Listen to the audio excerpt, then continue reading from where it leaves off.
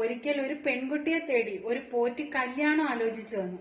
കല്യാണം ആലോചിച്ച് വന്നപ്പോൾ തന്നെ എല്ലാവരും പറഞ്ഞു അയാൾക്ക് അമ്പലത്തിലാണ് ജോലി, 365 ദിവസവും ജോലിക്ക് പോകേണ്ടതായിട്ടുണ്ട്, പിന്നെ ഫുൾ ടൈം അമ്പലത്തിൽ തന്നെ ആയിരിക്കേണ്ടി വരും എന്ന് പറഞ്ഞു.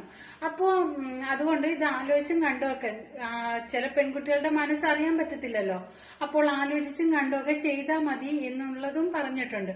അപ്പോൾ ഈ പെൺകുട്ടിയുടെ വീട്ടുകാർ പറയുകയുണ്ടായി, എന്റെ മകള് ഏത് സാഹചര്യത്തിലും അവൾ പൊരുത്തപ്പെട്ട് ജീവിച്ചോളും, അതുകൊണ്ട് ഇതൊന്നും ഒരു വിഷയമല്ല. അവർ എല്ലാവർക്കും സന്തോഷമായി.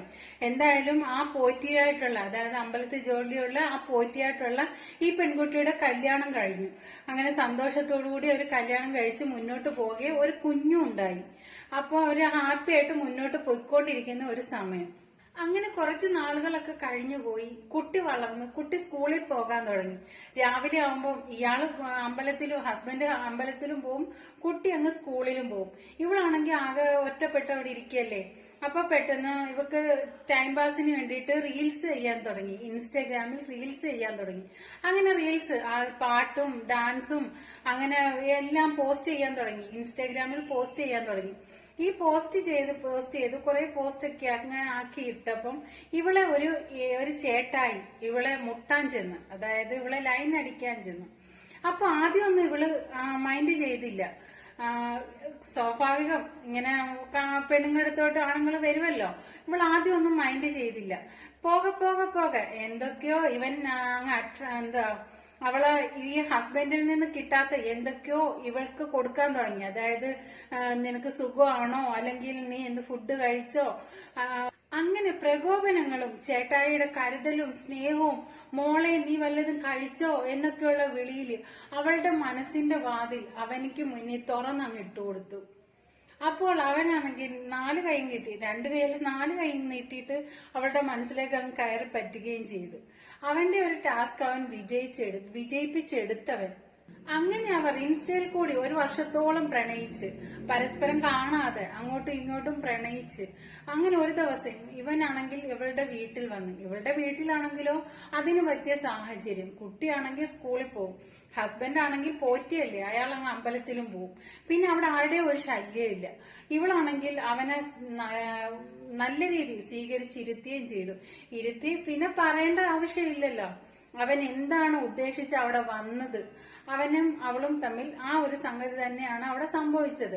പിന്നീട് അവൻ ഇടയ്ക്കിടയ്ക്ക് വീട്ടിൽ വരാൻ തുടങ്ങി.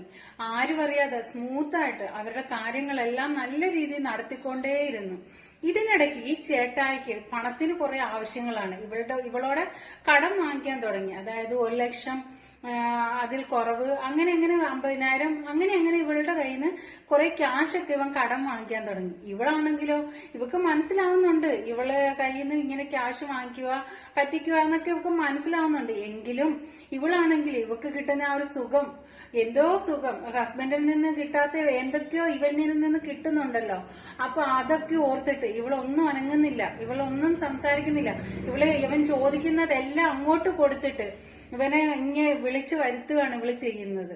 അവൻ ചോദിക്കുന്നതെല്ലാം അവൾ കൊടുത്തുകൊണ്ടേയിരുന്നു. ഇതൊന്നുമല്ല രസം, ഈ ചേട്ടായിക്ക് ഭാര്യയും 3 മക്കളും ഉള്ളതാണ്. അവളോട് പറഞ്ഞിരിക്കുന്നത് എന്താ, ഇത് ഡിവോഴ്സ് ആയിട്ട് ഞങ്ങൾ സെപ്പറേറ്റ്, ഞാൻ വേറൊരു വീട്ടിലാണ് താമസിക്കുന്നത് എന്നൊക്കെയാണ് ഇവളോട് പറഞ്ഞിരിക്കുന്നത്. രണ്ടുപേരും സെപ്പറേറ്റ് ആണെന്നാണ് ഇവളോട് പറഞ്ഞിരിക്കുന്നത്. എന്തായാലും ഇങ്ങനെയൊക്കെ ഉള്ളവര് അവന്റെ ആവശ്യങ്ങൾക്ക് വേണ്ടിയിട്ട് അവൻ പല പെണ്ണുങ്ങളെയും പോയി പിടിക്കും എന്നുള്ളത് 100% ഉറപ്പാണ്. അങ്ങനെയാണ് ഇവളെയും തപ്പിപ്പിടിച്ച് അവൻ എടുത്തത്. ഇൻസ്റ്റ വഴി 100 കണക്കിന് മെസ്സേജുകൾ ഓരോ പെണ്ണുങ്ങൾക്കും അയക്കും, ഇങ്ങനെയുള്ള ഈ ഞരമ്പ് രോഗികള്. പക്ഷെ അതിൽ അവള് വീണു പോവുകയും ചെയ്തു. ഭാര്യയും മക്കളും ഉള്ളപ്പോൾ മറ്റൊരു പെണ്ണിനെ തേടി, മറ്റൊരു പെണ്ണിന്റെ സുഖം തേടിയിട്ട് പോകുന്ന പുരുഷന്മാര് ഒരുപാട് വർദ്ധിച്ചു വരുവാണ് ഈ ഒരു കാലഘട്ടത്തില്. അതുപോലെ തന്നെ സ്ത്രീകളും ഭർത്താവിൽ നിന്ന് കിട്ടാത്ത ഏതോ മറ്റൊരാളിൽ നിന്നും കിട്ടുമെന്ന് കരുതിയിട്ട് ഭർത്താവിനെയും മക്കളെയും ഒക്കെ ഉപേക്ഷിച്ചിട്ട് പോകുന്നവരും ഇഷ്ടം പോലെയുണ്ട്. ചെറുതെന്നല്ല, ഇഷ്ടം പോലെയുണ്ട്. എന്തായാലും കർമ്മ എന്നൊരു സംഗതിയുണ്ട്. അവര് ഈ കാണിച്ചു കൂട്ടുന്നതിന് അത് ഈ ഭൂമിയിൽ വെച്ച് തന്നെ അനുഭവിച്ചിട്ടേ അവര് പോകത്തുള്ളൂ. അങ്ങനെ ഇരിക്കെ ഒരു ദിവസം ഈ ചേട്ടായി അവളുടെ വീടിന്റെ അടുത്ത് വന്ന് ഇങ്ങനെ വട്ടം ചുറ്റി നടക്കുവാണ്. വീട്ടിലേക്ക് കയറിയിട്ടില്ല, പുറത്ത് വന്ന് ഇങ്ങനെ വട്ടം ചുറ്റിയൊക്കെ നിൽക്കുകയാണ്. അവളുടെ ഹസ്ബൻഡ് പോറ്റി അമ്പലത്തിലേക്കും പോയി കുട്ടിയെ കൊണ്ടുവിടാൻ ഇവള് സ്കൂട്ടിയിലാണ് സ്കൂളിലേക്ക് പോയത്. ഇവൾ ആദ്യമൊന്നും സ്കൂട്ടി ഓടിക്കത്തില്ലായിരുന്നു. ലൈസൻസ് ഉണ്ട് എങ്കിൽ പോലും ഇവക്ക് സ്കൂട്ടി ഓടിക്കാൻ പേടിയായിരുന്നു. ഇപ്പം ഇൻസ്റ്റ വഴി ഈ ചേട്ടായെ പരിചയപ്പെട്ടതുകൊണ്ട് അവൻ എല്ലാ ധൈര്യവും കൊടുത്ത് അവള് സ്കൂട്ടി ഓടിക്കാനൊക്കെ തുടങ്ങി. അങ്ങനെ കുട്ടിയെ സ്കൂളിൽ കൊണ്ടുവിട്ടിട്ട് അവൾ തിരികെ വീട്ടിലേക്ക് വരികയും ചെയ്തു. പിന്നീട് ചേട്ടായി വീട്ടിലേക്ക് വന്നപ്പോൾ ഇവള് ചായ ഇടാൻ വേണ്ടിയിട്ട്, അവനിക്ക് കുടിക്കാൻ ചായ ഇടാൻ വേണ്ടിയിട്ട് അകത്തേക്ക് പോയി.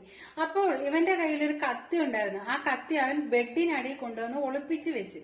ഇവൻ ചായയൊക്കെ കുടിച്ചിട്ട് ഇവര് രണ്ടാളും പരസ്പരം കെട്ടിപ്പിടിച്ച് അവരെന്തിനു വേണ്ടിയിട്ടാണോ അവരെന്തോ സ്ഥിരം ചെയ്തുകൊണ്ടിരിക്കുന്ന ആ പരിപാടിയിൽ ഏർപ്പെട്ടുകൊണ്ടിരിക്കുന്ന സമയത്ത് അവനാണെങ്കിൽ ആ കത്തി ബെഡിനടിയിൽ നിന്ന് കത്തി വലിച്ചെടുത്തിട്ട് അവളുടെ കഴുത്തിന് ഒറ്റ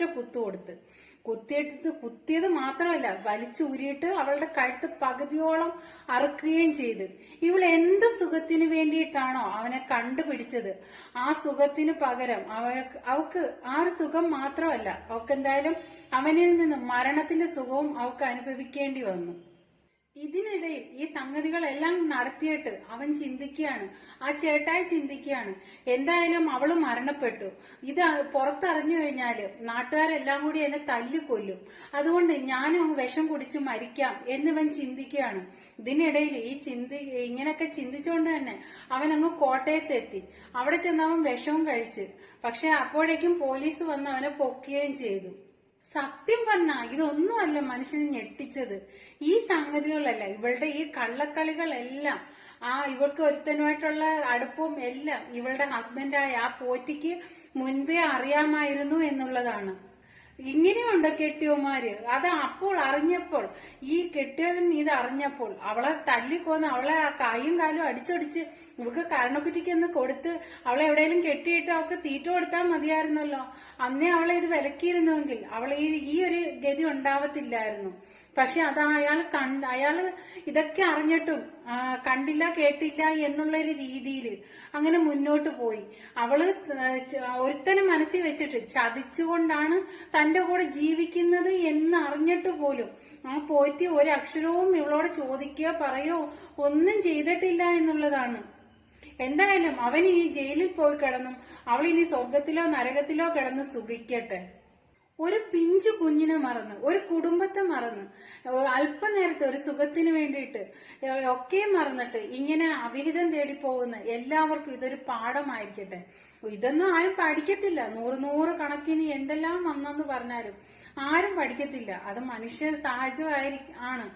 എത്ര കണ്ടാലും കേട്ടാലും കൊണ്ടാലും ഇതൊന്നും പഠിക്കുന്ന ഒരു ടൈപ്പ് അല്ല. അന്നേരത്തെ ഒരു പ്രലോഭനത്തിൽ അങ്ങ് വീണ് പോകുന്നതാണ്. എങ്കിലും കുറച്ചൊക്കെ ആൾക്കാർ ഒരു യുക്തിയായിട്ട് ചിന്തിക്കുക, ഒരു കുടുംബം താറുമാറാക്കാതിരിക്കുക. ഇങ്ങനെയൊക്കെ അവിഹിതത്തിന് പോകണമെങ്കിൽ അത് മറ്റൊരാളുടെ ജീവിതം തകർക്കാതിരിക്കുക. കല്യാണം